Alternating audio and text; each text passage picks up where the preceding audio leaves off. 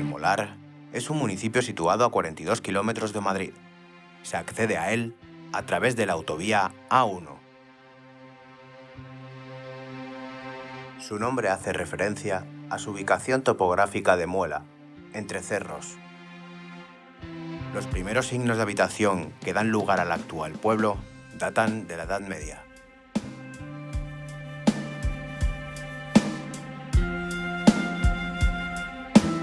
En el actual territorio del término y en los alrededores existen restos neolíticos, prerromanos y romanos.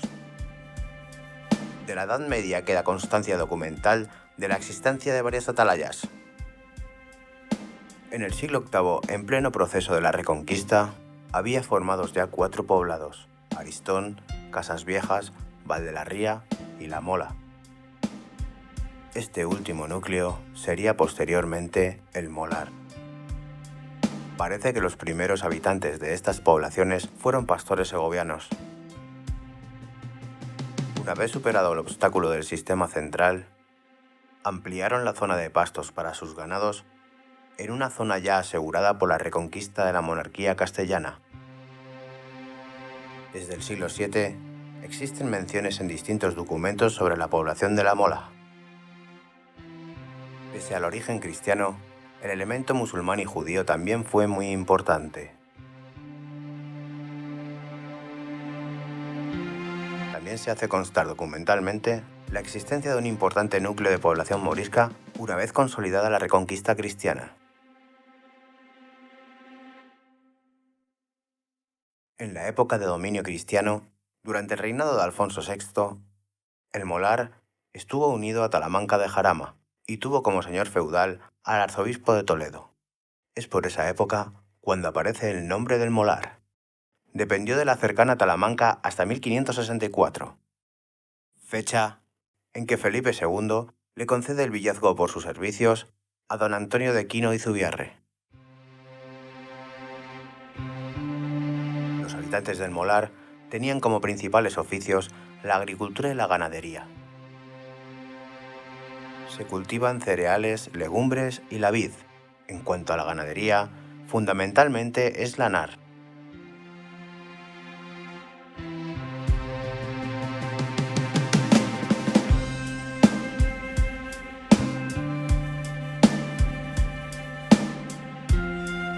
También había actividad industrial y comercial. Aprovechando la situación geográfica municipal, a pocos kilómetros de Madrid y en la carretera de Francia.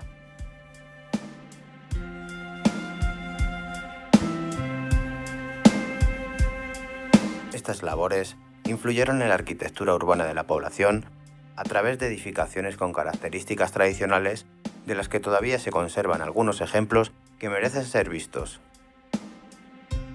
Entre estas, las viviendas rurales, las dependencias agropecuarias y las llamadas cuevas del vino. Dichas cuevas tienen una procedencia que se remonta al tiempo de la ocupación árabe. Son cuevas excavadas en la roca que eran utilizadas para la elaboración del vino y su conservación, debido a que en ellas se genera un microclima idóneo para ello durante todo el año.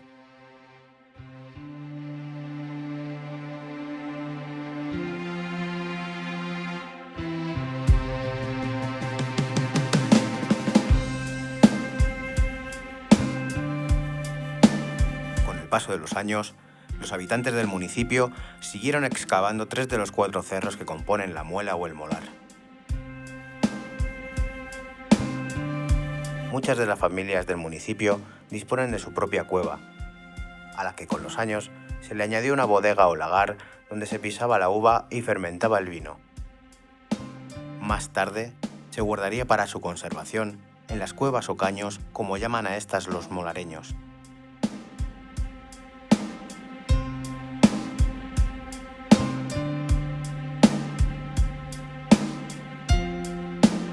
También en uno de estos cerros, desde la década de los 70, se empezaron a abrir al público estas bodegas. La primera de ellas, la del Matador.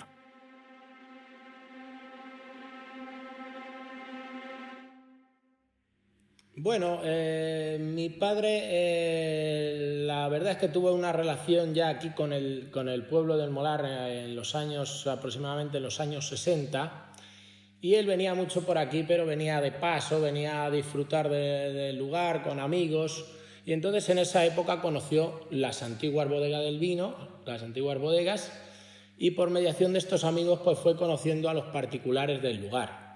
Y él pues fue conociendo todo este movimiento de las bodegas sin realmente tener una trayectoria en el mundo del vino, porque no somos una familia que anteriormente hayamos estado relacionados con el vino ni nada.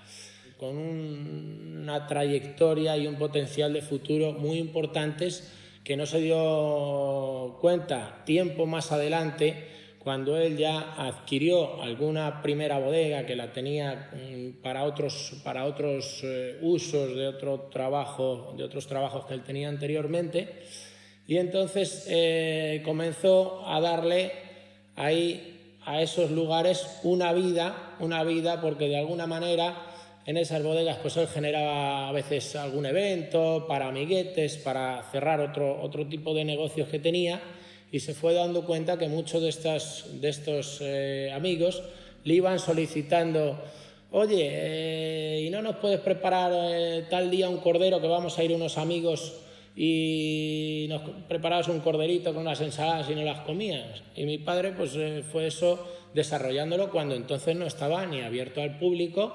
ni había una licencia de apertura ni nada. Y ya a los 2 años o año y medio aproximadamente, pues ya se planteó realmente reabrir una bodega, que fue la primera bodega, que fue bodega El Matador, con todo un conjunto de bodegas que tenía y de antiguos caños que están intercomunicadas unas con otras. Es un conjunto de siete bodegas que se comunican todas por el interior de las cuevas. Y entonces arranca toda esta peripecia en el año 1978. Bodegas El Matador, que fue la primera bodega que se abre aquí en lo que es las bodegas del Molar, dándole ya un uso hostelero que hasta entonces pues no se había dedicado a ello. Esto era un sitio donde siempre estas bodegas se habían dedicado a la elaboración del vino, haciendo tejados nuevos, haciendo refuerzos en las cuevas para poderse hacer visitable y poderse hacer ya como un lugar de interés turístico gastronómico, con la especialidad de las parrillas, como ha sido siempre y seguimos actualmente. Y así fue un poco como fue sucediendo todo esto. Claro, ahí vino toda la década de los 80, que fue un movimiento muy importante en Madrid, de cambios, de nuevas generaciones, de estudiantes, de universitarios, de gente que se volvía loca por venir a estos sitios a desconectar, y reabriendo sitios, abriendo nuevas bodegas, dándole fuerza a los lugares, porque se sabía el potencial que esto podía tener. Y de hecho, pues bueno, al 2017 que estamos, pues ya somos muchos compañeros los que ya tenemos allí varias bodegas, y es un entorno ya más consolidado, y que ahora, además, pues con todo el tema del auge de la denominación de origen, que ya parece ser que va aquí muy avanzada, pues se sabe que el término del Molar tiene unas condiciones, tanto sus tierras como muchas variedades endémicas que han aparecido aquí, originales del lugar, que se pensaban algunas extintas y otras no existen en otros sitios, son autóctonas de aquí, y se sabe el potencial que todo esto tiene, no solo los que vivimos aquí, sino la gente de fuera, que muchas veces es la que tiene otras perspectivas y otras visiones de lo que pueden ser las cosas, pues saben que esto tiene un potencial increíble, como tierras, como variedades de uva, como climatología. Está dentro de un valle, para un futuro, con visitas etnológicas al lugar, guiadas, y todo a través del mundo del vino. Entonces, pues bueno, nosotros somos ya somos la segunda generación realmente, mi hermano, yo, mis hermanos, los que hemos ido con el tiempo pues haciéndonos con el negocio. y simple y llanamente pues hemos ido fomentando, embelleciendo, por así decirlo, refinando lo que es el lugar y poniendo en valor pues esta verdadera joya que tenemos ahí en el entorno de la Torreta y en el Alto, que es una maravilla. Es una maravilla, nada más que hay que ir poco a poco dándole tiempo y que también todos y la gente de aquí del lugar entendamos que esto es un potencial de futuro para nosotros, para nuestras siguientes generaciones y para que todos vayamos entendiendo que aquí el día de mañana lo ideal sería que alrededor del mundo del vino y de las bodegas del Molar, pues todo esto vaya creciendo de tal forma que se pueda ir generando trabajo alrededor de ello para la gente del lugar. ¿Pero es esta toda la historia que tienen los vinos del Molar? Los vinos de la zona del Molar tienen una historia olvidada y poco conocida, una historia de la cual vamos a hablar. También vamos a hablar de qué forma ha llegado a mantenerse en el tiempo dicha cultura y la gran importancia que tenían los vinos de los municipios de la vega del río Jarama. Para ello tenemos que retroceder en el tiempo y acudir a dos de las zonas más famosas del mundo en cuanto a vino, Burdeos y la Borgoña francesa. No se sabe con precisión quién introdujo la vid en Borgoña. Se cree que ya existía en el siglo II. Hay escritos que ya hablan del viñedo en Borgoña en el siglo IV y VI. La implantación del cristianismo propició la extensión del viñedo por los señoríos abaciales. En estos tiempos guerreros, las comunidades religiosas gozaban de una protección que les permitía transmitir la experiencia de generación en generación. Desde alrededor del año 900 hasta la Revolución Francesa, los viñedos de Borgoña pertenecieron a la Iglesia Católica. En esta zona de la Borgoña se funda en 1140 oficialmente la Orden de los Cartujos por San Bruno, y esta empieza a expandirse al resto del mundo y, cómo no, a España. Los cartujos penetran en España por la Corona de Aragón, concretamente por Cataluña, gracias al rey Alfonso II el Casto, que les asentó en un retirado lugar que denominaron Escaladei, al pie del Montsant, lo que hoy se denomina el Priorato.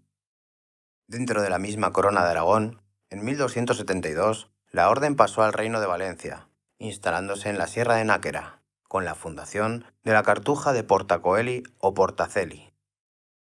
Los monjes blancos de San Bruno cruzaron en 1390 a la Corona de Castilla, cuando Juan I los asentó en el Paular, en el Valle del Lozoya. En el año 1994 celebramos en el Priorat 8 siglos de la fundación de la Cartuja de Escaladei y en aquella ocasión, aparte de hacer un vino de Sañada, el vino del 8º centenario, y pues hubo unos simposios y unas jornadas en el cual pues se volvió a poner en conocimiento de todos los asistentes un poco la historia vitícola que ejerció la Orden de los Cartujos a su llegada a las tierras del Priorat.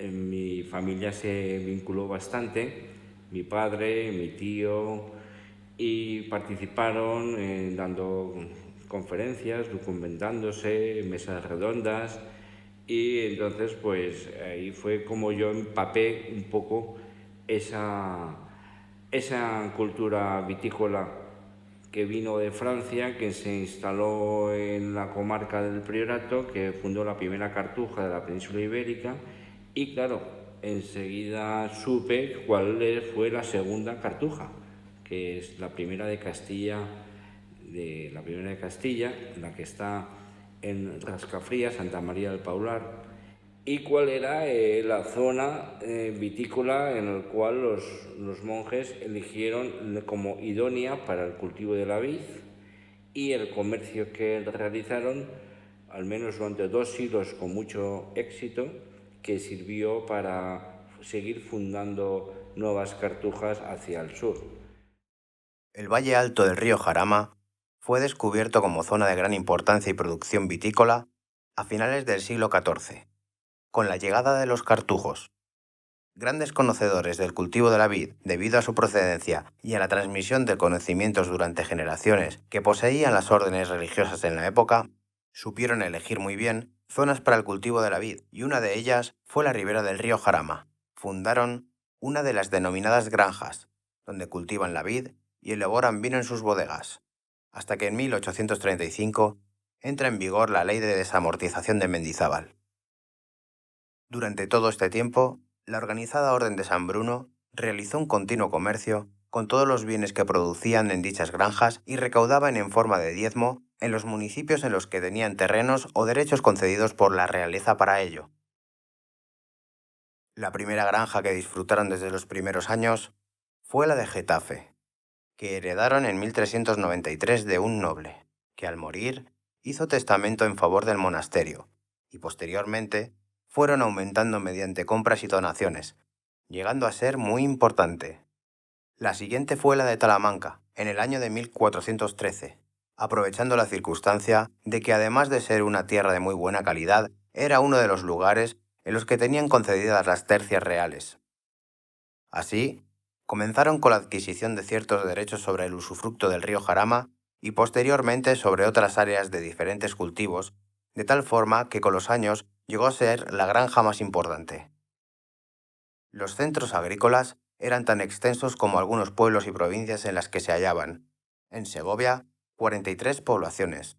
En Talamanca, tenía posesiones en 39 municipios de la zona: El Molar, Uceda, Torrelaguna, El Vellón, Valdeavero, Valdepiélagos, San Agustín de Guadalix, y en el sur, la de Getafe, con 23 poblaciones. Tuvieron el derecho de usufructo de la tabla de pesquería de Talamanca, desde San Román, arroyo que está ubicado entre Uceda y Torremocha de Jarama, hasta la presa de Valdetorres, incluyendo las zonas donde se asentaban Aristón y terrenos que ahora pertenecen a la villa del Molar en el margen izquierdo del río Jarama. Según atestiguan los escritos que narran una disputa entre los vecinos de Talamanca y el monasterio, esta granja de Talamanca disponía de 124.000 cepas, según los cartujos, y 400.000 según Campomanes, que representaba a los vecinos y al Estado. Los vecinos alegaban que se producían 30.000 arrobas de vino y ellos solo producían 3.000. Campomanes alega también que el Paular no solo contaba con propiedades en Talamanca, sino también en otros pueblos: Uceda, El Vellón, El Molar, San Agustín de Guadalix, Valdetorres, El Casar, Ribatejada, Alcolea, Torrejón del Rey, Fontanar, Valdepiélagos y Valdeavero. El valor de dicha granja la calculaban en 6 o 7 millones de reales, cantidad enorme para la fecha. En ella había 400.000 cepas, 8.000 pies de olivo, 3.000 fanegas de tierra, huerta, frutales, 2 molinos, una casa principal con bodega, granero, herrería y otras dependencias. Además, también poseían 16 casas en el pueblo. El medio que habían usado para ir acrecentando esa finca eran los emprestidos, o sea, los préstamos a vecinos en apuros que luego no podían devolver. Los monjes arrendaban sus terrenos y también contrataban a la gente de estos pueblos para el cultivo y desarrollo de las actividades de la granja. Por lo tanto, es seguro que muchos de ellos aprendieron los secretos también guardados por los monjes respecto al cultivo de la vid y sus técnicas. Además, la producción de la granja se utilizaba para el comercio. Los monjes tuvieron posadas y mesones en diferentes municipios como Getafe y Madrid. Distribuían sus productos en todos los pueblos que estaban en sus dominios. Debido a los libros de cuentas y que controlaban las producciones, sabían en qué sitios había falta de un cultivo o de otro, y podían dirigir los productos excedentes de otras zonas al comercio en las que había demanda. Además, al estar en plena ruta de Somosierra a Toledo, entre las dos mesetas, fue lugar de paso obligado a través de su puente romano sobre el río Jarama. Aunque con el tiempo, la consolidación de Castilla y el desvío del curso del río hacia el oeste, se fueron abriendo nuevas rutas y la zona poco a poco entró en decadencia. Durante sus primeros 4 siglos y medio de existencia, el Paular se convirtió en una de las cartujas más poderosas del continente europeo, hasta el punto de que en 1515 pudo permitirse el lujo de costear la construcción de la Cartuja de Granada. Su importancia económica fue notable, ya que disponía entre otras fuentes, de ingresos de una cabaña real con 86.000 ovejas merinas y de su molino de papel, en el que se imprimió la primera edición del Quijote. Sus posesiones rústicas y urbanas, agrupadas en torno a la conrería situada en Talamanca del Jarama y en el señorío de Getafe, eran inmensas, de tal modo que alguien las tituló con el sugerente mote de Ministerio de Hacienda de los Cartujos. Así, fundó e intervino de forma significativa en la fundación de Santa María de las Cuevas de Sevilla en el año 1400, en las Cartujas de Aniago en el año 1441 y Miraflores en el año 1442. El cultivo siguió hasta el ataque de la filoxera, a principios del siglo XX, que acabó con las viñas que había en Talamanca de Jarama. Como consecuencia de ello, dejaron de funcionar las diversas bodegas, incluidas las de la Cartuja, que quedaron abandonadas o se dedicaron a otros usos. El pueblo del Molar, que antes de ser villa independiente pertenecía a Talamanca de Jarama, había empezado a desarrollarse debido precisamente a su independencia, la influencia de sus señores y a las nuevas rutas de paso hacia Somosierra. Por su antigua influencia cartuja y parte ya de la cultura de los lugareños, va a ser el primer pueblo en reactivar el cultivo de la vid, realizando extensas plantaciones ahora injertadas en las laderas orientadas a levante que antaño cultivaron los monjes a lo largo del valle del río Jarama, que discurre de norte a sur, y también en nuevos parajes de la campiña del extenso municipio del Molar. El Molar se vio favorecido por la primera red de carreteras construidas con el dinero obtenido por la desamortización de Mendizábal, iniciando su comercio por los numerosos pueblos de la Sierra Norte de Madrid. Quizás porque el comercio de la villa y corte ya estaba abastecida por los vinos de Arganda y Navalcarnero, y más tarde, con la llegada del ferrocarril, los de Valdepeñas. Siempre que hagamos un recorrido por la historia de cada territorio, de cada zona, veremos que siempre la producción era mayor. El viñedo que había en los años 60, los años 50, era muy superior al viñedo de ahora.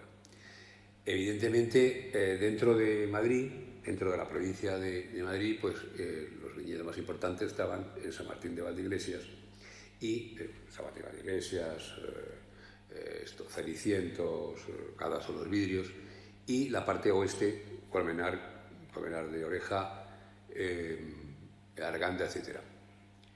Y el Molar era una zona de menor producción, pero en el año 70 había casi 300 hectáreas de viñedo en esta zona. Sí, bueno, el problema de la filosera que afectó bastante, pero no fue aquí, fue un poco general en lo que es la Comunidad de Madrid. Afectó bastante la filosera. Aquello fue en los años 34-36, más o menos. Empezó la guerra civil, empezó en el 36, terminó en el 39, y luego pues las primeras cepas que se pusieron pues fue en el 40-41. Ya se empezaron a renovar esas viñas con plantación americana, que eso lleva 2 años, porque es una planta que agarra bastante bien, y más en el terreno que nosotros tenemos funciona muy bien, no sé en otros sitios. Y tiene que estar como mínimo 2 años de americana y luego se la injerta.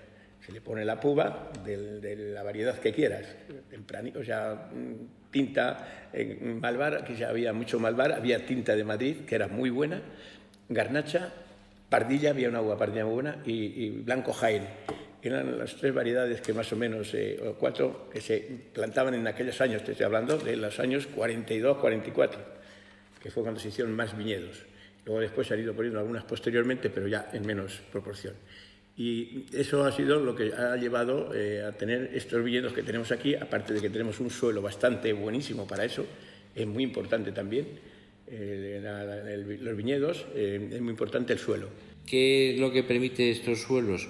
Estos suelos permiten que puedan mantenerse frescos.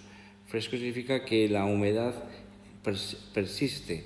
Una vez que ha llovido, pasado varios días, la humedad persiste. Si la humedad persiste, significa que está drenando, no se encharca, está drenando, pero no marcha con mucha rapidez, va marchando despacito hacia capas inferiores. Esa humedad es perfecta que se mantenga unos días después de esas lluvias, porque evitan que los hongos que habitan en el suelo no tengan que trasladarse a la planta, que es lo que sucede cuando después de una lluvia empieza a hacer calor. Si el agua marcha, buscan zonas frescas que se encuentran en la planta, y entonces esos hongos son los que generan las enfermedades en la planta. Entonces es por sí una zona privilegiada porque hay muy pocos casos de ataques de hongos, es decir, una zona muy sana, y los tratamientos no son mínimos. Una zona que también muy rica en suelos minerales, en suelos graníticos, suelos metamórficos. Aquí hay esquistos, hay pizarras, hay granito, hay altitud, hay laderas, hay río, o sea, las condiciones ideales para el cultivo de la vid. Es un suelo de origen magmático y en el cual la planta puede extraer muchas sales minerales, que se traduce en unas características peculiares en el vino que obtenemos de estos frutos. Y entonces la presencia y la mineralidad de los vinos de aquí está presente. Luego, es una característica que hace que la variedad se desvirtúe un poco. O sea, las zonas donde no hay mineralidad, la variedad, sea garnacha, sea tempranillo, etcétera, se define claramente, se sabe diferenciar porque tiene esas características de la variedad. Pero cuando hay una influencia mineral, se empieza a desvirtuar, se hace un vino más complejo, un vino que tiene su propia personalidad, que lo hace distinto de otras zonas. La garnacha es una variedad que cuando yo empecé, en los años 70, estaba totalmente denostada. En Aragón destepaban por plantar tempranillo, hubo el furor del tempranillo en los años 70-80, se descepó mucha garnacha en Aragón, se descepó mucha garnacha en Navarra y en La Rioja. La Rioja, el catastro de La Rioja de los años 70, la garnacha dominaba la tempranillo.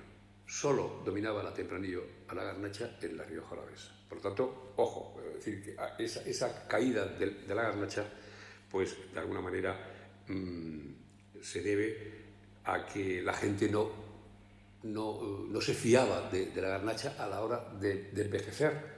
Empezó el furor de que el vino a envejecer. El vino joven no estaba bien visto. Beber el vino joven era el vino de pobres, ¿no? El vino de la última cosecha. Entonces, todo el concepto de envejecer, que era muy importante, entonces la garnacha se entendía que no era la variedad adecuada. Por eso se esparció la tempranillo por toda España. Pero es evidente que en los terrenos o en las zonas más deprimidas, como puede ser el Molar, la garnacha estaba y no se sustituía o se descepaba o no se sustituía. Y esa es la gran ventaja que tenemos ahora, de que gran parte de los vinos interesantes que están saliendo en España proceden de zonas que eran antes periféricas o zonas deprimidas, y claro, son zonas deprimidas, no tienen ni dinero para descepar. Entonces, curiosamente, ¿dónde están las vides más viejas? Y son las vides más viejas, son las vides más adaptadas al terreno, al suelo, etc. Es que se empezaba con la cepa americana, se hacía la plantación, que las cogíamos del mismo viña, porque siempre salía algún silvestre que se llama, y esos silvestres, los mismos aquellos los cortábamos y los poníamos. Los manteníamos durante 2 años en puestos ya, y luego para plantar la uva nuestra, para que no fuera otra, la variedad que nosotros queríamos de la misma viña de al lado, de un señor que tenía una, pues oye, mira, que voy a coger unas púas o tal, pues venga, coge las que quieras. Íbamos, las preparábamos y las cogíamos en el mes de noviembre, diciembre. se cortaban aquellos sarmientos. Se dejaban preparados, pero largos, y luego de ahí sacaban las púas, que eso iba pues una puba que a lo mejor quedaba con 2 yemas. Dejabas una pegada al corte y otra más arriba. Eso era como se injertaba, se metía y se injertaba de esa forma.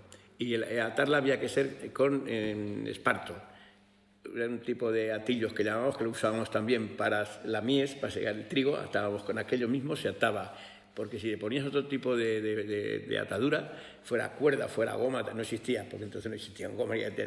Entonces eso era una maravilla. A medida que iba agarrando, aquello se soltaba, porque con la humedad y tal, pues iba disipando y se quedaba ya enganchada y no la oprimía para nada. Y entonces aquello era perfecto el injerto. Y siempre se injertaba con viñas del señor de al lado, pues cogías, pero para que fuera siempre la misma materia. Dentro del suelo y de la americana, no es que las trajéramos, nosotros íbamos a América por ellas, no, las cogíamos de las que salían de abajo, que siempre sale algún silvestre, ahora mismo ocurre lo mismo.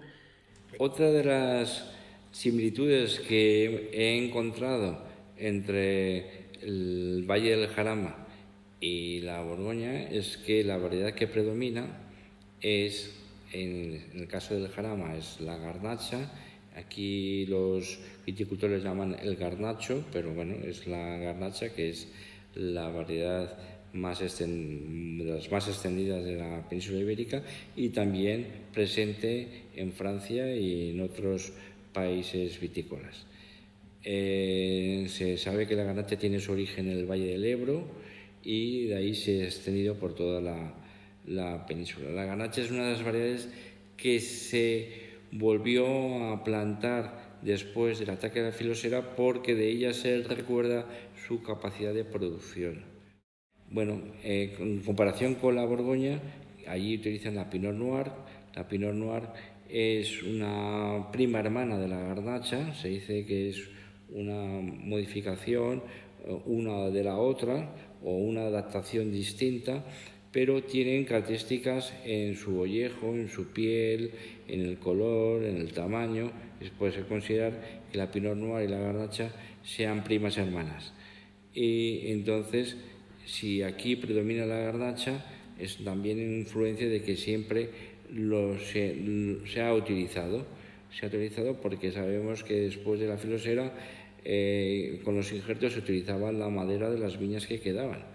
Es decir, no había viveros que suministraran, sino que había que conseguir madera de sarmientos que con eso se hacían las púas para injertar. Entonces, si ya existía, pues es la que se mantenía.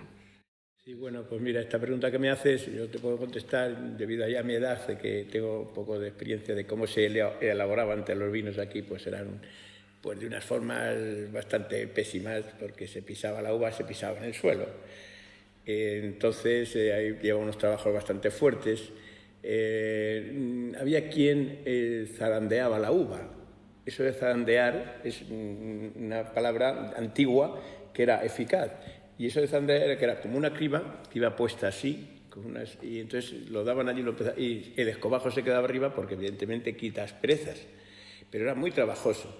Y luego eso, pues después se empezaba a mecer con un palo allí metido y todas las mañanas había un trabajo terrible para hacer aquello.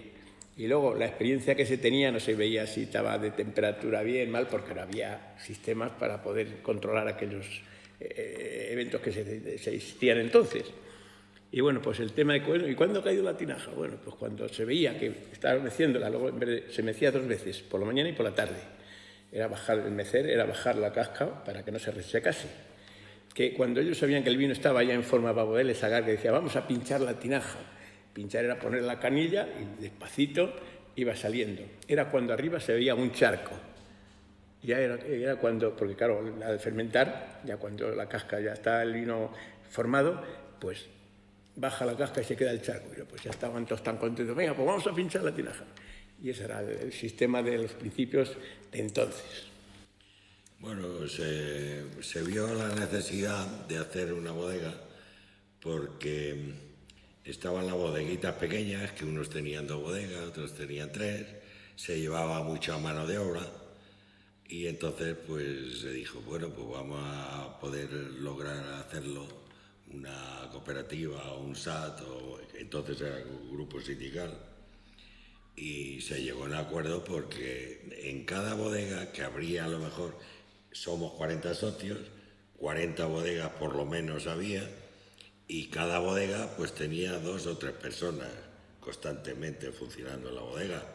Y entonces se vio que era la necesidad de hacer una cooperativa para eliminar ahí, la gente ya también era muy mayor, algunos de ellos, y bueno, se vio la necesidad de hacerlo y nos juntamos 40 socios y se hizo la bodega. La fecha se fundó en el año 1965, hace 52 años exactamente. Y entonces en el Molar se daba mucho a que unos eran partidarios de un alcalde que se llamaba Antonio Malo, que había habido, otros eran partidarios de Antonio Arroyo, y entre esas familias de que unos eran partidarios de uno y de otro, no se hablaban. Pero así no se hablaban, ¿eh? E incluso algunas veces ni adiós. Entonces, yo que vine de fuera, que vine de Talamanca, que me casé aquí, y yo que tenía que ir con un hombre de bodega en bodega, que hay veces que se nos iba el vino para vinagre y todas esas cosas, yo dije, no, esto hay que hacer una cooperativa y tal. Y yo lo hablé pues con unos de una parte y con otros de otra, que eran partidarios de uno o de otro, porque yo me hablaba con todo. Y bueno, pues ellos no veíamos la forma de poder ahí, de juntarnos. Entonces me dirigía a don Tomás, un cura que hubo en el Molar, y don Tomás le dijo, pues nada, lo que yo os haga falta, venga, ya está.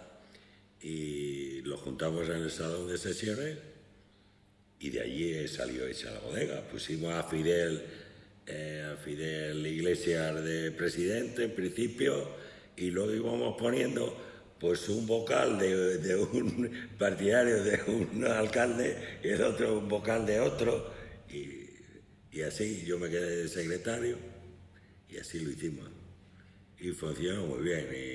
Pero tú fíjate, ahora en estos momentos no quedamos nada más que 2 socios fundadores.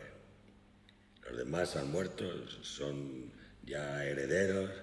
No quedamos nada más que Francisco y yo, de los que firmábamos en aquellos tiempos.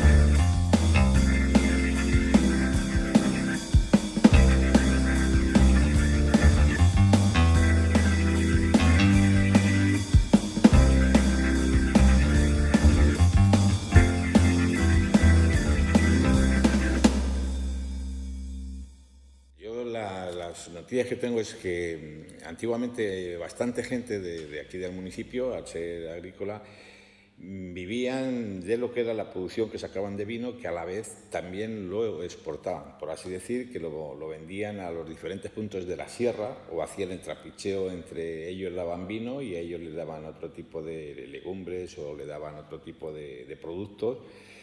Y entonces sobre eso es sobre lo que aquí el Molar era muy bueno, porque era uno de los pueblos que más producción prácticamente ha tenido y donde más se trataba. Puede ser por el tema de lo que era las bodegas, o sea, las cuevas, cómo era cuando llegaban los tiempos de calor y cómo mantenían estos caldos. Entonces, yo a él sí le he recordado mucho, y me lo dice, cómo era, cómo lo vivían, cómo lo hacían, todo era a base de los animales, o bien hasta de cavarlos a mano personalmente, depende en el punto que estaban, y con los animales iban con vacas o con mulas, o borricos en principio, caballos, a ararlos, porque era lo único que había como tal. Ha sido una zona de mucha producción de vino y ha tenido una salida comercial o de trueque con otros pueblos vecinos, siempre mirando hacia el norte, no mirando hacia el sur, salvo la excepción que supuso el comercio que hicieron los monjes cartujos con los mesones que tenían en Getafe o en Madrid. Es decir, que eran como multinacionales con franquicias donde ellos sabían dónde había que llevar el vino, dónde se consumía el vino y estaba el negocio. De eso la bodega de Talamanca de Jarama tenía tanta producción, tenía capacidad para 300.000 litros. También puede ser que con los medios de transporte que había antiguamente, el bajar a lo mejor hacia la zona de Madrid y tal, aunque desde aquí, desde Molar, sí ha habido venta de vino y tal hacia Madrid, pero más fácil es que el Molar, que era uno de los últimos pueblos que había hacia la sierra, y es el que tenía este tipo de productos, salía más económico y era más rentable desde el Molar que no trasladarlo desde abajo hacia la sierra. Independientemente que antes la sierra tenía mucho más habitantes o vivía mucho más la gente que no en este momento como está, porque en este momento son pueblos que están casi abandonados, son pueblos de turismo. Pero sin embargo antiguamente no, antiguamente eran pueblos donde esta era la vivencia que había en ese momento. Y posiblemente el Molar era el punto neurálgico entre lo que era la zona de la campiña y la zona de la sierra, porque ni somos campiña ni somos sierra, estamos en un punto concreto que podemos estar dando servicio a unos y a otros, depende de lo que nos pidan. Y en este caso concreto, como viñedo, como vino, es una de las partes que se hacía y se trasladaba. Bueno, pues yo con mi padre he subido desde aquí hasta Buitrago con uva a llevar a amigos o a vecinos o a familiares en el mes de agosto, y de allí hemos bajado manzanas, hemos bajado nueces, hemos bajado cosas. O sea, que era un tipo, bueno, pues un poco parecido todo, pues, se cambiaba el producto que había. Y te puedo decir que yo he tenido que subir para arriba en el coche de línea, el coche que pasaba una vez a lo mejor al día, subíamos para arriba, teníamos que hacer noche, parar 2 o 3 días si estábamos en los pueblos, sobre todo de la Villa Vieja, donde nosotros íbamos, y de allí luego volvíamos para atrás con lo mismo. Es decir, dejábamos las canastas o tal con la uva que me había llevado y las traíamos con el otro tipo de producto, para luego ir teniendo para el tema de la alimentación que aquí se tenía. Eran núcleos donde la gente, los propios vecinos, se estaban comunicando y era como una sociedad que estaban hablando continuamente de ello. Y cada uno hacía o trataba el vino de una forma determinada, a ver cuál de ellos tenía mejor vino. ¿Por qué antes con menos productos químicos se mantenía mejor el vino que ahora? Por lo menos aquí por la zona. Sin embargo, ¿qué es lo que ocurre? Que hoy día es mucho más rentable y es mucho mejor el tener unas producciones de uva que sean mucho más, o que es a lo que ha ido la sociedad, para sacarle más rendimiento económico y no calidad. Y ahí es donde posiblemente esté el problema. Entonces hoy día aquí en la zona nuestra no se puede vivir con lo que es la producción que saca, por mucha producción que saques de los viñedos que hay, porque el vino hay mucha competencia y no tiene precio. En cuanto a lo que nosotros tenemos, otra cosa es que tú tengas una calidad o una variedad determinada, tú ya tengas un nombre, estés cuidándolo, y entonces sí, entonces puedes rentabilizar mucho más lo que hay. Quizás con menos volumen sacas mucha más rentabilidad. Antiguamente todo el mundo vivía de su poquita plantación que tenía para sacar a la familia adelante y para él poder vivir o poder de alguna forma alimentarse.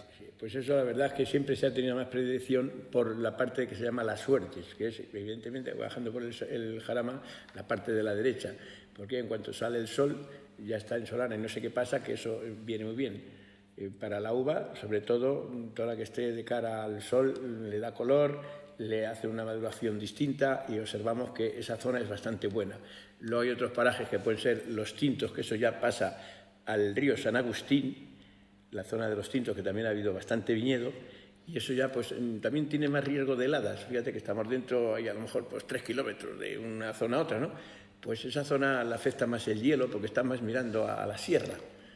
Y ocurre que ahí hay veces que le afecta más, pero la uva en sí se nota un poquito. De ser de la zona, cuando eso dice, pues esto es de la ribera del Jarama, todo eso que está pegando al río Jarama, lo que llamamos las suertes viejas. Pues esa uva es un poco distinta. Y luego hay otras zonas, como se llama Segoviela, que hay otros huecos, una tierra también bastante buena. Y había antiguamente, ya de eso ha quedado nada, ya hoy no hay nada, era Valdelarría, tenía también unos viñedos bastante grandes y muy buenos. Eso ya desapareció, porque ya eso se hizo, estaba ahí una urbanización y tal, que está sin desarrollar, pero ahí pues se perdieron allí unos viñedos, pero bastantes cepas, podemos hablar a lo mejor de 20 o 30.000 cepas. Sin embargo, lo que es la suerte es buenísimo, lo que es la ribera del Jarama. Y eso de los llanos también pertenece a la ribera del Jarama, pero hay una zona ahí, lo que es nada más pasar el arroyo de los Mojores, que lo que parte el Molar con Talamanca y el Vellón. Pues esa zona, en la parte de arriba, hay mejor terreno que pertenece al Espartal, aunque me parece que es término de Talamanca parte de ello, que lo que es abajo ya los llanos nuestros, lo que llamamos los llanos, hasta el arroyo de Morenillo, que corta luego, y ahí para abajo sí, y ahí para abajo ya nos ubicamos a lo que son las suertes viejas, que es toda la parte de la derecha, que es así como una ladera, está llano, pero hace una ladera muy solana, que es precioso. Para el vino sale un vino bastante bueno en esos parajes. Entonces siempre tuve un interés. ¿Por qué? Porque siempre me ha interesado los viñedos que van subiendo de altitud. Como tenemos la sierra del Guadarrama, yo decía, bueno, estos viñedos son más frescos, posiblemente los vinos tengan un poquito más de acidez, los pHs posiblemente sean más bajos, es decir, todos los elementos que hagan o que permitan que esos vinos maduren más lentamente. Esto ha ocurrido ahora sí, ahora ya pues con el vino de Óscar Passanau, que creo que es el primer modelo que empieza a entender aquel territorio que yo esperaba, que yo suponía que me iba a ofrecer un vino diferente, y efectivamente ahí notamos que el suelo, el clima, da siempre matices, porque no solamente es el suelo y el clima, es que a veces lo da el subsuelo. Tú ves un viñedo del mismo color, pero las capas pueden ser más estrechas, más delgadas o más gruesas. Eso ya da un vino distinto. Que incluso entiendo que en esta zona, que está ya como los límites ya de las rampas hacia la sierra, pues posiblemente habrá parcelas con diferentes estilos de vino, lo cual creo que eso es una bendición. Así que yo digo siempre que ojalá, pues, dentro de los agricultores, que hay algunos que venden el vino local, o algunos cooperativistas que venden la uva porque les es más cómodo, decidan hacer vinos personales. Yo no sé si eso va a ser un gran negocio, pero yo creo que lo que va a ocurrir ahora en el pequeño cosechero es que va a poder vivir de su viñedo como vivía de su viñedo hace 60 o 70 años los viticultores de España. Lo que queda por saber es si un vino del Molar que se vendían a granel ya embotellado pueda tener una vida suficientemente larga, que se establece en 10 años, para considerar que es un gran vino. Entonces todavía no ha habido oportunidad porque lo que es el vino embotellado es lo que no ha habido. Yo sí he empezado a embotellar en el 2014 y ahora pues tendré que hacer yo la prueba de conservar los vinos para ver si al cabo de 10 años los vinos están bien y están bien conservados. Entonces esa prueba no se ha llegado a hacer todavía.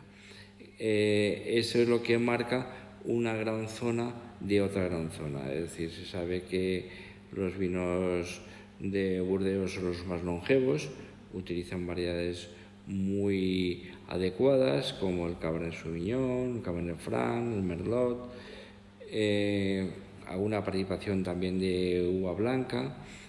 En el caso de la Borgoña hay unos Pinot Noirs que son muy longevos y justamente aquellos que se encuentran localizados en zonas donde el suelo imprime un carácter especial, es decir, donde el terruño es de mayor calidad.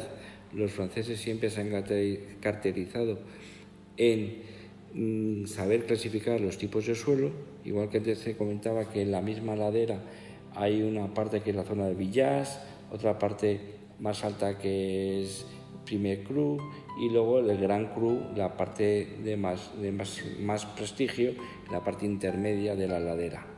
Entonces aquí hay que localizar un majuelo con características similares de ladera y elaborar un vino en el cual tenga mucho carácter mineral para saber que esa mineralidad es la que le va a proporcionar al vino una longevidad, con una correcta extracción de la estructura tánica y la del color y hacer un vino que al cabo de 10 años digamos, pero eso todavía se tiene que llegar a demostrar. En la actualidad, en la época de la vendimia, se realiza una feria que simboliza la importancia y lo arraigado de la cultura vitícola del municipio. Este mismo año de 2017, los días 6, 7 y 8 de octubre, se celebra la 10ª edición de la Feria del Vino de El Molar.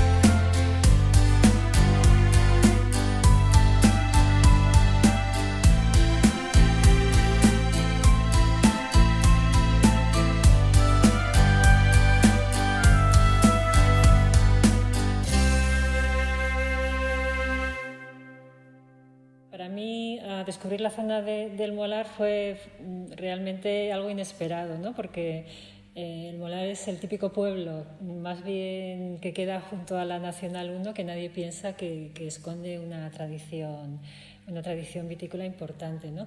Entonces, para mí, yo creo que el gran descubrimiento cuando llegué aquí fue encontrar un barrio de bodegas que normalmente es la prueba más evidente de la tradición vitícola que tiene cualquier zona cualquier zona elaboradora en general, ¿no? De hecho, muchos productores que van a una nueva zona siempre rastrean las zonas que consideran mejores en función de si el pueblo tiene o no tiene barrio de bodegas, ¿no? Y el hecho de que aquí en el Molar hubiera un barrio de bodegas, pues ya es prueba de que había una industria, vitícola y de que había mucha gente que realmente estaba elaborando vino, ¿no? Hay otro foco muy interesante aquí, que es la mayoría de la variedad garnacha, que es una variedad que está experimentando un gran renacimiento ahora mismo en España. Paradójicamente, desde principios de la década de 1990 se han arrancado más de 100.000 hectáreas de garnacha en España, lo que es una auténtica salvajada. Pero pese a ese arranque masivo, sí que es cierto que en muchísimas zonas se están elaborando vinos de una calidad increíble, con una variedad que jamás se pensó que podía tener esta capacidad de dar grandes vinos, ¿no? Y ellos se deben en parte a que hay un cultivo más adecuado y se entiende mucho mejor la forma de trabajar la variedad en bodega, ¿no? Porque durante mucho tiempo se consideró que era una variedad oxidativa, y yo creo que ahora un trabajo más detallado y sobre todo el uso de menos madera está demostrando que es una de las variedades más ricas que tenemos en España y que además nos permite encontrar expresiones diferentes en distintas zonas, ¿no? Tanto toda la parte mediterránea con Cataluña, por ejemplo, como en todas las regiones que van siguiendo el sistema ibérico, empezando por Rioja, Navarra o Aragón, y luego todo el sistema central, que probablemente el ejemplo más conocido ahora mismo es Gredos, ¿no? Y entonces aparece este pequeño punto aquí, que también está en Madrid, pero no la Sierra de Gredos, sino en la Sierra Norte, que tiene un patrimonio de garnacha vieja, con lo cual implica que hay un material vegetal antiguo y adaptado a la zona, que es muy interesante de recuperar y de vinificar.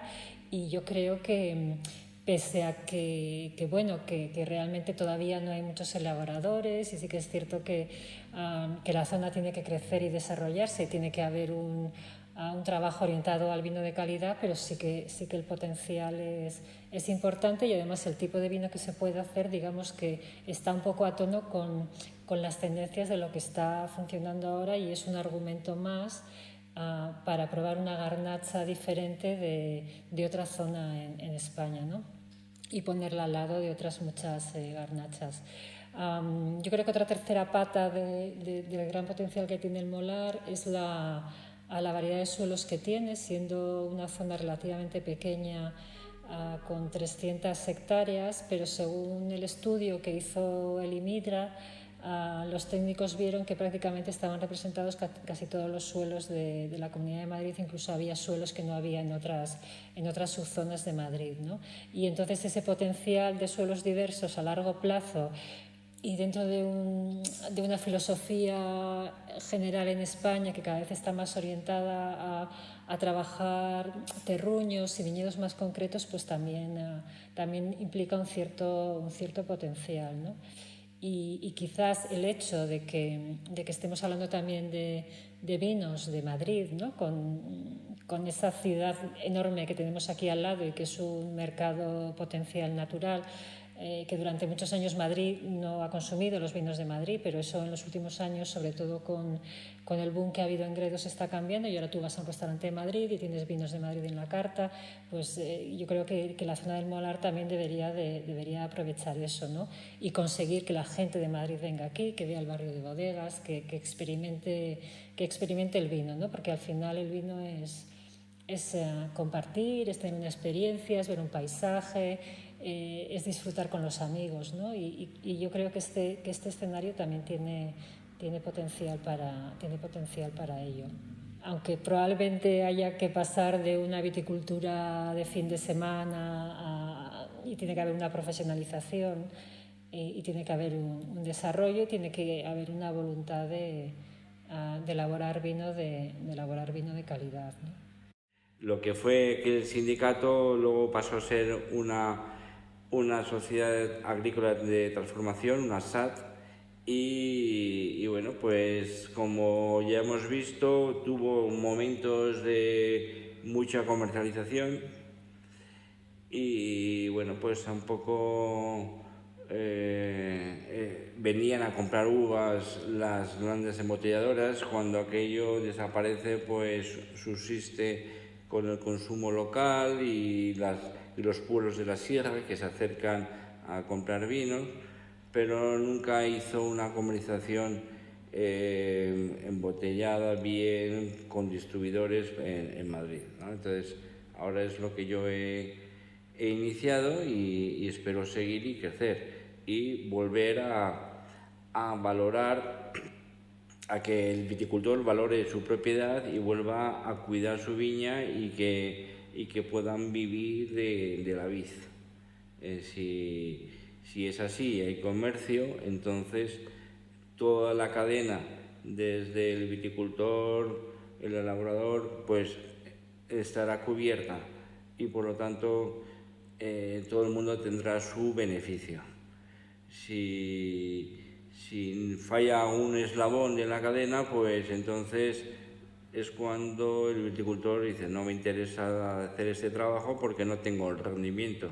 Pero si conseguimos esa red comercial, pues, y exista esa demanda porque hay calidad y pues podemos crecer todos.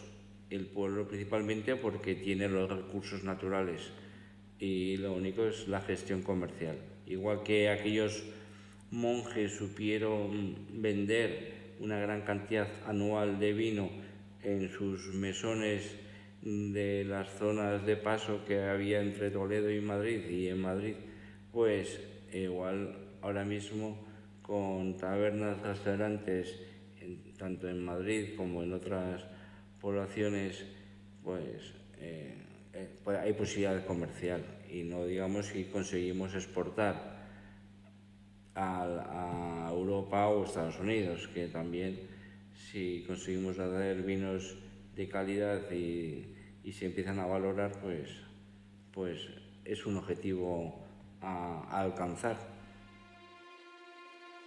Hasta aquí una pequeña parte de la cultura vitícola de El Molar, la cual se encuentra en un momento muy importante para su desarrollo, con la inclusión de El Molar como cuarta subzona en la denominación de origen Vinos de Madrid, también con el desarrollo de bodegas y vinos más actuales y de calidad, además del creciente interés turístico enológico. Hay mucho más que contar, muchos más sitios que conocer. Lo invitamos a que visite El Molar, disfrute su gastronomía, hable con sus gentes y deguste sus vinos.